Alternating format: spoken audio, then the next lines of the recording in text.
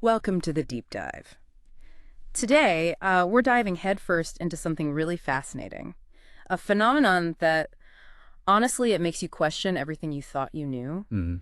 It's about those jarring moments when your memory, that thing you trust, tells you one thing, but the actual reality, what everyone accepts, is completely different. Totally different. Yeah. It's unsettling, it's fascinating, and it's got a name: the Mandela Effect. And you've absolutely experienced this, I bet. Maybe it's a famous movie quote you've been saying wrong for years, Oh, yeah. or like a brand name that just looks weird all of a sudden, Yeah. or even a big historical event you remember happening differently. Right.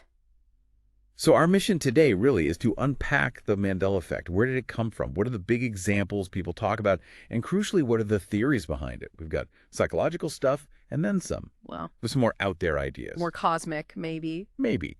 The goal is to leave you feeling a bit more equipped to handle this weird landscape of shared false memories.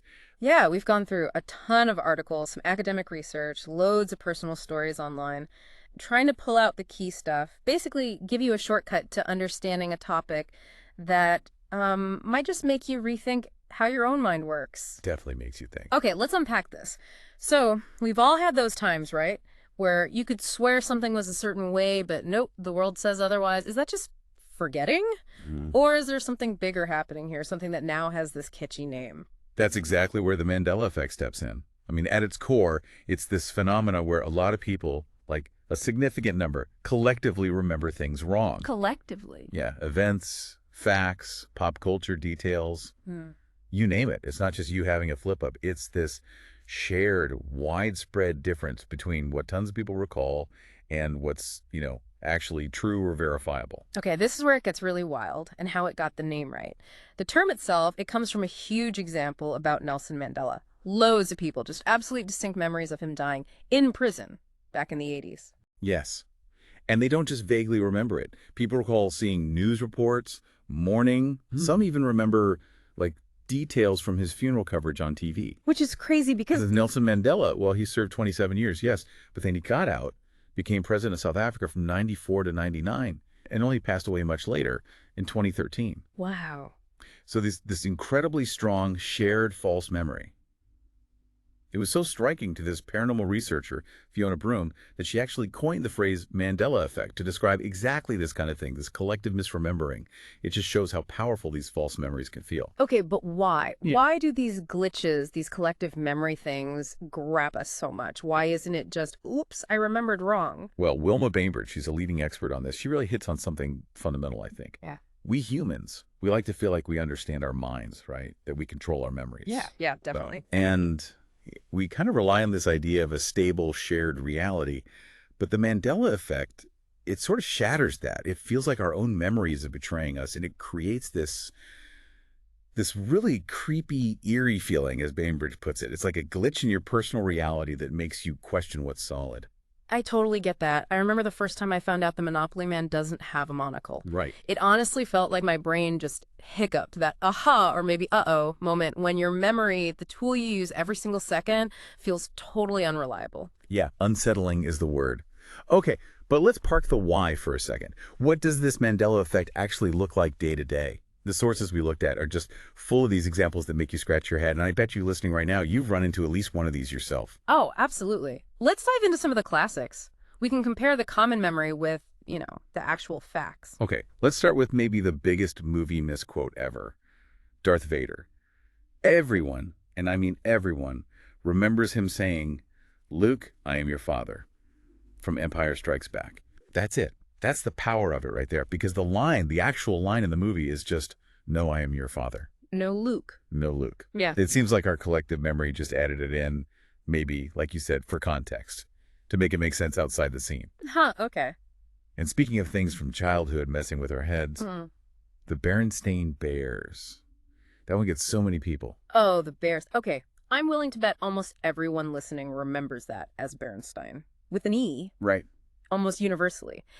And what's really fascinating, what makes it compelling, is how many people say they distinctly remember arguing about how to say Berenstain. Like, is it Stein or Stein? Yeah, I remember that. Exactly. And that argument just doesn't make sense if it was always spelled with an A. Berenstain. stain, like a coffee stain, just one letter. But wow, does it create a huge memory gap for people. Okay, and then there's the Monopoly guy, rich Uncle Pennybags. Mm. Picture him now, these top hat, cane, Hmm. and a monocle. Right, that's the image, isn't it? He's the classic cartoon capitalist. But the reality, nope, no monocle. He never ever had one. Never. Never. It's a perfect example of how our brains just fill in the gaps based on stereotypes. Rich old guy probably has a monocle. Boom, false memory created. Okay, this next one genuinely creeps me out because I swear I remember seeing this movie. Sinbad, the comedian, starring as a genie in a 90s movie called Shazam. And that is precisely why this particular example is so powerful and, frankly, unsettling for many.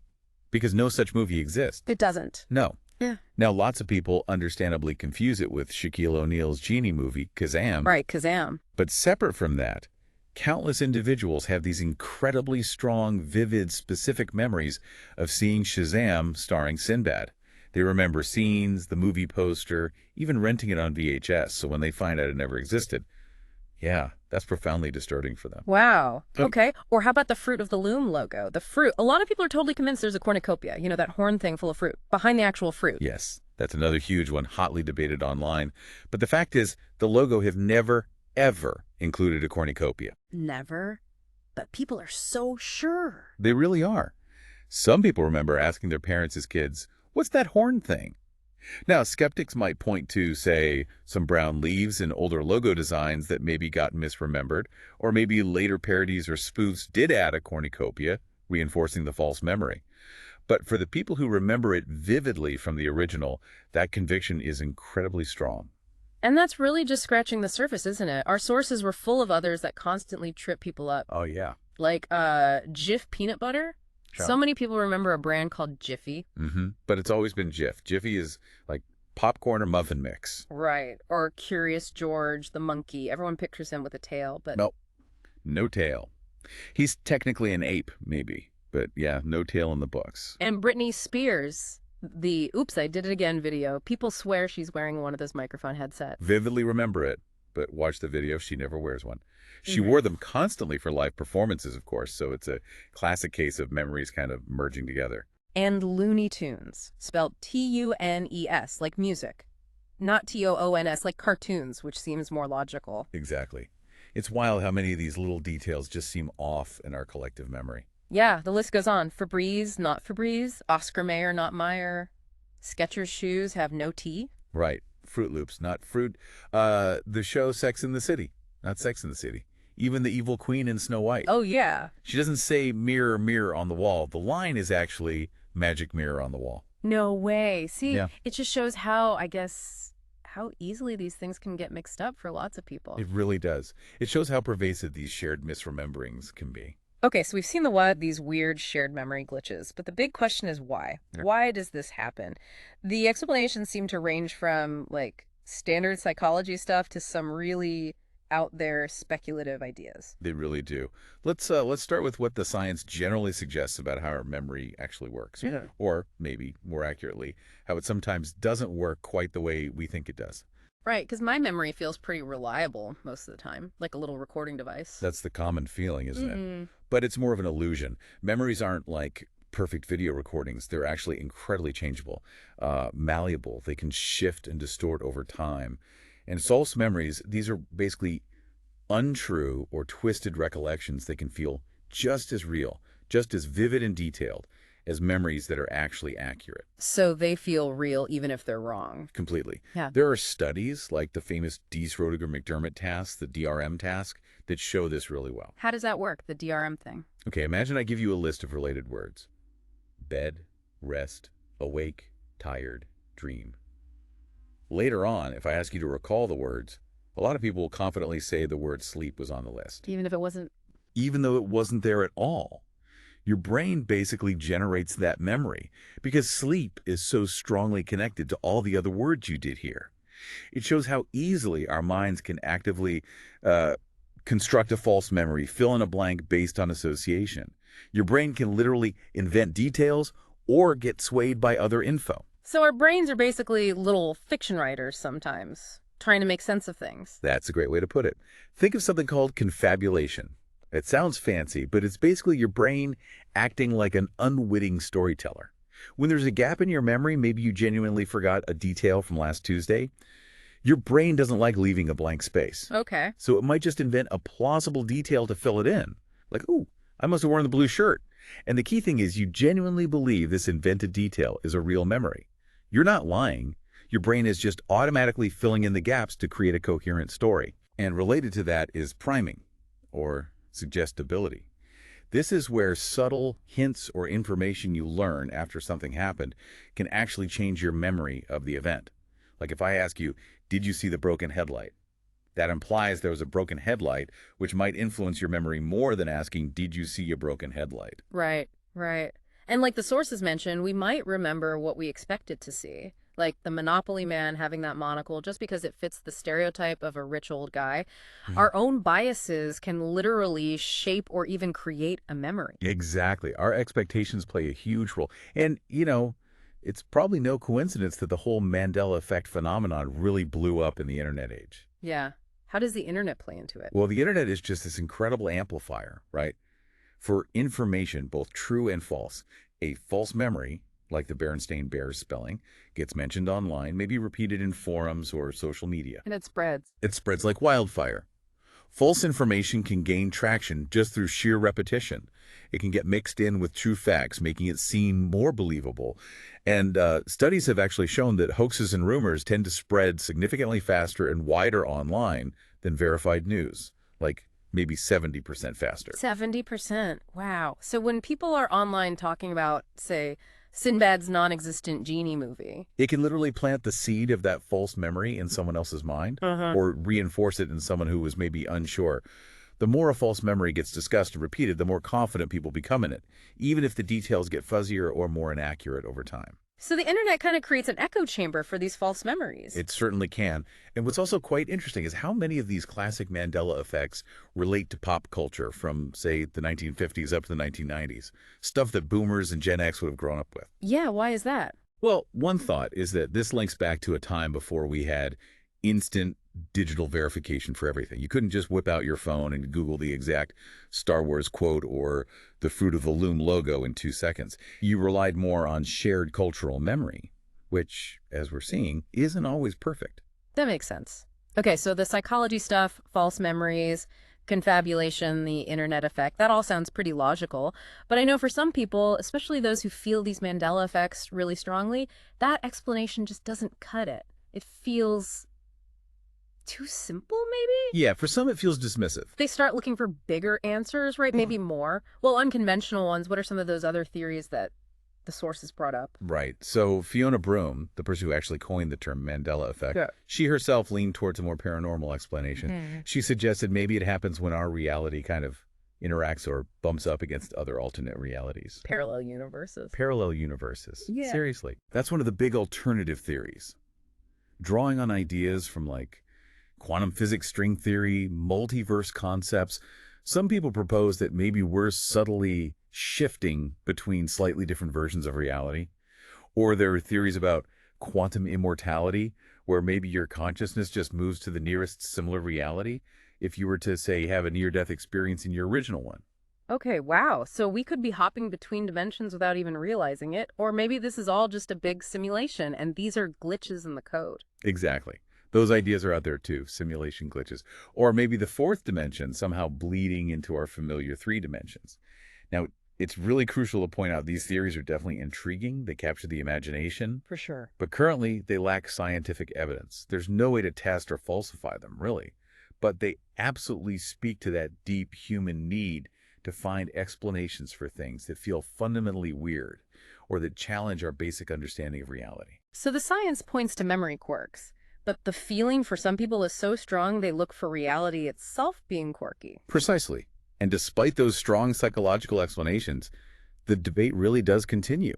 Many people who genuinely experience the Mandela effect, they strongly resist the idea that it's just a faulty memory. Like you said, it can feel dismissive to them, almost like being told their own experience isn't valid. like gaslighting, some say. And some even try to argue it's more objective than that, right? They say it's quantifiable that the same false memories pop up in statistically significant numbers of people, which suggests it's not just random mistakes. That's a common argument, and it often ties into this idea of residue. Residue, what's that? Residue refers to supposed physical evidence that seems to support the misremembered version of reality. Things like old T-shirts with the wrong logo, maybe parody articles that use the wrong quote, or even personal diary entries mentioning the wrong event. So, like finding an old Berenstain Bears book that someone swears has the E in it? Exactly. Now, skeptics will usually explain these instances as coincidence, or maybe confusing a parody with the original, or finding fan-made items, or just other forms of misinterpretation or confirmation bias. But for those who believe the effect is real, this residue is seen as compelling proof that reality itself might have somehow changed, leaving these little traces behind. So it really boils down to this core conflict. Yeah, How do you square a deeply felt, vivid personal memory with cold, hard, verifiable external evidence that contradicts it? That's a tough spot to be in. it's a fundamental challenge. And that's the tricky thing about false memories. Generally, they don't feel false. They feel just as real, just as detailed, just as emotionally resonant as true memories. Someone can be completely confident, spontaneously coming up with details to support the false memory, and genuinely truly believe it's accurate. So if these false memories feel so real, what can you, listening right now, actually do? If you find yourself questioning a memory or maybe arguing with a friend about whether it's Jif or Jiffy, how do we navigate this weirdness? That's a great question. The sources we looked at suggest a few practical things. First, and probably most important, consult reliable, objective sources. Don't just rely on your gut or what you saw on a forum. Go to encyclopedias, check reputable news archives, look at peer-reviewed information if it's relevant. Try to verify the fact independently. Okay, so fact check your own memory, basically. It's essentially yes. Second, take a step back and consider external influence. Ask yourself, is it possible my memory was shaped by something I read online recently? Or by what my friends were saying? Could suggestion be playing a role? Be aware of priming. Exactly. And finally, try to seek independent evidence if possible. Look for objective proof like an original product label, a time-stamped news report, the actual film clip to support a memory, especially if it feels a bit fuzzy or if getting it right actually matters for some reason. So it's really about cultivating a bit of healthy skepticism, not just about the information we get from the outside world, but also about the inner workings of our own minds, which are clearly more complex and fallible than we might like to admit. Wow. The Mandela Effect. It really does take us on quite a trip, doesn't it? Through the weird winding corridors of human memory and how we perceive reality. It's a powerful reminder that our minds are amazing, creative, imaginative things, and also sometimes wonderfully tricky. It's fascinating, isn't it? And what's really compelling, I think, is that no matter why these collective misrememberings happen, whether it's psychology, parallel universes, or something else entirely, the phenomenon itself is useful. It pushes us to think more critically about how we take in information, how we process it, how we store it, especially now in this super connected, information saturated world. So what's the takeaway here? What does this all mean for you? Maybe the biggest deep dive isn't really into humanity's collective memory bank, but into the incredibly complex, kind of mysterious workings of your own mind. How does knowing about the Mandela effect change how you trust your own memories from now on? Or even how you think about history itself, which is, after all, shaped by collective memory? Definitely something to chew on.